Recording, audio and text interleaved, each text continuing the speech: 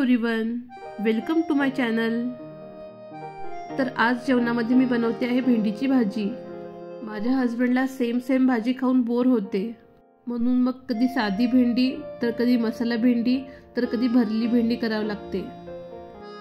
तर ही भरली भेंडी करण्यासाठी मी भेंड्यांना आधी स्वच्छ धुवून छान पुसून घेतले आणि त्यांना असे कट करून घेते आहे।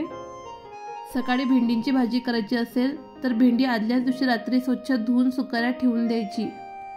यामुळे सकाळी भेंडी धुवून पुसण्याचा वेळ वाचतो आणि भेंडी छान कोरडी असली तर भाजीला चिकटपणा कमी येतो।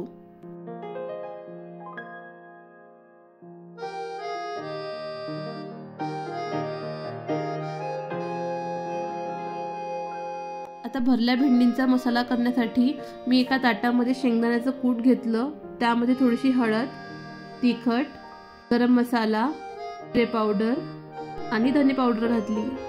त्यानंतर त्यामध्ये बारीक चिरलेला कोथिंबीर, आलं लसूणची पेस्ट, चवीनुसार मीठ आणि थोडेसे ऑइल घातले। आता हे सर्व छान आपण मिक्स करून घेऊया। हा मसाला असा सुद्धा खायला खूप टेस्टी लागतो। त्यानंतर भेंड्यांना आपण जी चीर मारली होती त्यामध्ये मी हा मसाला भरते। ही प्रोसेस खूप टाइम कन्झ्युमिंग आहे। त्यानंतर एका पॅन मध्ये ऑइल घातले आणि अशी एक एक भेंडी त्यामध्ये ठेवली।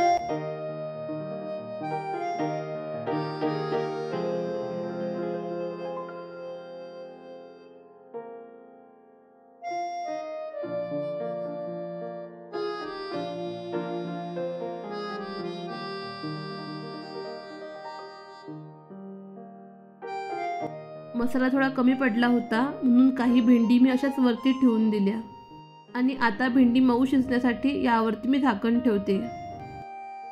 आधी जे झाकण ठेवले होते त्यातून वाफ लीक होत होती, म्हणून मी हे स्टीलची साधी प्लेट ठेवली। भेंडी छान नरम झाली आहेत। आता यांना पलटवून घेऊया। आता अगदी मंद गॅसवरती मी ह्या भेंडी होऊ देते, तोपर्यंत या साईडला मी चपात्या बनवून घेते।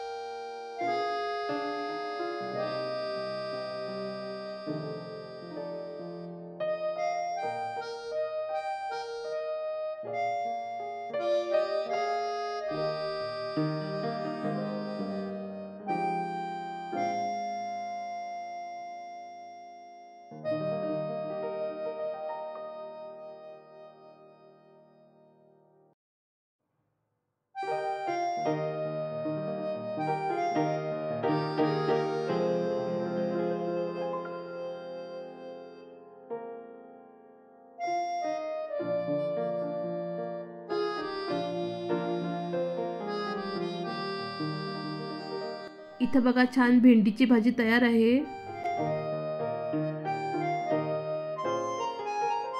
आणि भेंडीच्या भाजीसोबत मी इथं घेतलं आहे दही। त्यानंतर आता सर्व भांडी धुवून झाली आहेत आणि आज मला हे ऑइल डिस्पेन्सर क्लीन करायचे आहे, सो त्यांना मी आधी नॉर्मल वॉटरने स्वच्छ धुवून घेते। त्यानंतर त्यामध्ये डिशवॉश लिक्विड घालते आणि ब्रशच्या साहाय्याने बॉटल स्वच्छ घासून घेते।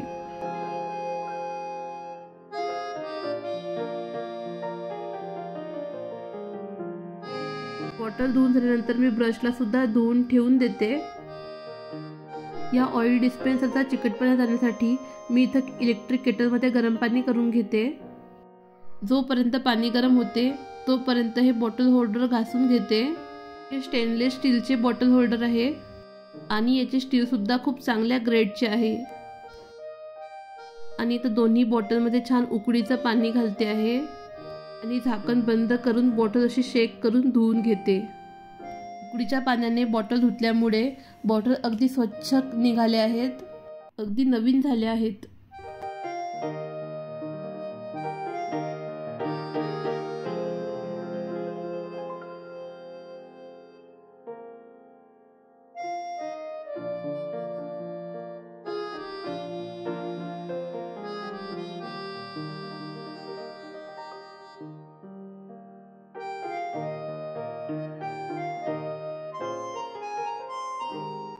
घरासाठी आम्ही एक गोष्ट ऑर्डर केली होती, ती आज आली आहे। बॉक्सला बघूनच तुम्हाला कळलं असेल आतमध्ये काय आहे। तर यामध्ये आहे IFB ब्रँडचा OTG मायक्रोवेव्ह ओव्हन। आणि OTG मध्ये मी खूप कन्फ्यूज होती कोणते घ्यायचे। परत सर्च करून माझ्या यूजनुसार मी हा OTG घेतला। आमच्या स्मॉल फॅमिलीसाठी हा 28 लिटरचा OTG परफेक्ट आहे। OTG घेण्याआधी आम्ही जवळच्या रिलायन्स डिजिटलमध्ये साईज चेक करून आलेलो, पण तिथं फारशा ऑफर नसल्यामुळे आम्ही तिथून घेतला नाही। तर हा OTG घेण्यामागचे कारण असे आहे की आम्हाला कमी ऑइलमध्ये चिकन ग्रिल करायचे होते। आमच्याकडे वीकमधून 1 ते 2 वेळा चिकन असते आणि आम्ही असं बघितलं की तव्यावरती चिकन ग्रिल करताना बरंच ऑइल लागते, त्यामुळे कमीत कमी ऑइलमध्ये ग्रिल करण्यासाठी हा OTG आम्ही घेतला। त्यासोबतच मला केक कुकीज करायला खूप आवडते, ते सुद्धा यामध्ये मी करणार आहे। शेंगदाणे आणि खोबरेसुद्धा यामध्ये खूप छान भाजले जातात। शिवाय आपल्याला जर चिप्स ऑइल फ्री तळायचे असतील तर ते सुद्धा आपण यामध्ये भाजू शकतो। नंतर यामध्ये डिहायड्रेट नावाचे फंक्शन आहे, त्यामध्ये आपण कढीपत्ता, पुदिना, गवती चहा छान सुकवून घेऊ शकतो। आता मला 3-4 दिवस उन्हात ठेवायची गरज नाही आणि तसंही आमच्या बाल्कनीमध्ये ऊनसुद्धा येत नाही, त्यामुळे माझ्यासाठी तर खूप महत्त्वाचे फंक्शन आहे हे। सकाळी ज्या बॉटल धुतल्या होत्या त्या छान सुकल्या आहे, आता त्यामध्ये ऑइल भरते। मी भाज्यांसाठी हे जिओ ब्रँडचे कॅनोला ऑइल यूज करते। हे ऑइल आम्हाला एका डॉक्टरने सजेस्ट केले होते, त्यांनी आम्हाला ऑलिव्ह ऑइल किंवा कॅनोला ऑइल यूज करायला सांगितलेले। ऑलिव्ह ऑइल तर खूप महाग आहे, त्याच्या कंपॅरिझनमध्ये हे ऑइल थोडे स्वस्त आहेत। त्यानंतर काही तळण्यासाठी मी हे राईस ब्रॅन ऑइल यूज करते। तुम्ही कुठले ऑइल यूज करता ते मला कमेंट बॉक्समध्ये नक्की सांगा आणि तुम्हाला एखादे चांगले ऑइल माहिती असेल तर ते सुद्धा मला कमेंट बॉक्समध्ये सांगा। आणि व्हिडिओ आवडला असेल तर व्हिडिओला लाईक, शेअर, सबस्क्राईब करायला विसरू नका। थँक्यू।